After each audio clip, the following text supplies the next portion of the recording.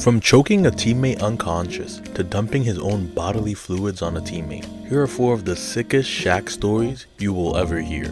If you have ever played sports, you know how different life inside the locker room can get. All things fly inside the locker room, things that never even see the light of day. As a child, Shaq grew up in 1970s New Jersey. He didn't have a good relationship with his biological father as he was addicted to drugs and not consistently present in his life. As a result of this, his stepfather had to step up and be a role model in his life. But due to his stepfather being in the military, Shaq was constantly moving around the world with his family. The effect of this was never truly being established in a place where he could fit in and make friends. He was bullied at school and given the big and dumb stereotype by his fellow students often. As a criminology student myself, I understand how growing up in unstable conditions can negatively influence people as they grow older. In Shaq's case, there were 2 major factors that led to his bully behavior towards his teammates in his adult years. The first factor was the instability in living conditions. This made it hard to create meaningful friendships for a long period of time. When he got to Baton Rouge to play college ball for LSU, he had already lived in 4 different cities, a pattern that he would continue with in his professional years. But the second factor was his size and talent. If he was an average, unathletic man, he probably would have been handled easily by people. But being 7'1", over 300 pounds, and on his way to being a millionaire basketball player, with these 2 factors, there was nobody who could tell him what to do. But his next stop would be the NBA.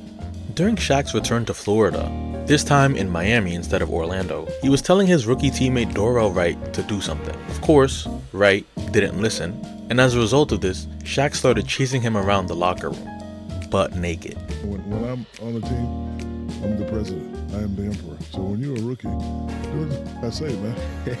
Or I got to show you how to get down. Like, this is around the time you really could put hands on people, but from 1992 to 2007, I touched up in the locker room. That was me. So I told him to do something, he didn't do it. And like, he's also similar to me because he's a jokester. He thought I was playing. So I said, yeah, man. And I chased him around the locker room. And he was naked? You or him? I was butt naked. He was just getting out the shower, but I wanted to, bro, you don't talk to like me. What, bro? Knock his head off.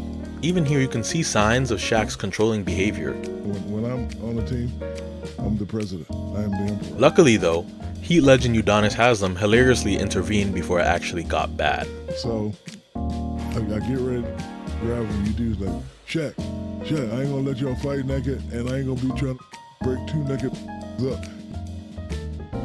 Unlike the last story, Shaq did get physical in this one. After his stop in Miami, he ended up going to Phoenix for 2 seasons.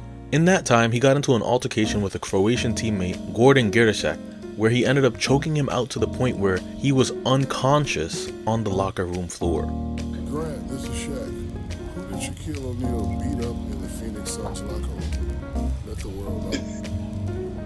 Shaquille O'Neal choked out Gordon Giricek before a game. Now you might be asking, why did Shaq choke him out?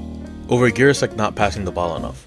Which is true, to be fair. But one of the weirdest things about this is the pleasure and humor Shaq gets from the story of him assaulting his teammate being told. Just look at his reaction compared to Grant Hill's over the topic of the story. This prank started out as a harmless prank-off, as Shaq used to always hide the bike Lou and Munson rode every day for practice, leading Lou to sometimes searching for over an hour to find his bike. Shaq would steal my bike after every practice usually. So, in retaliation, Lou did a harmless prank by putting packing peanuts all over Shaq's van. Of course, Shaq, who has to have the power over someone, had to react, and he definitely went over the top. He took Lou's mouthpiece and put it down his pants, then proceeded to do something even nastier after. I see Shaq walking around the locker room naked is nothing though.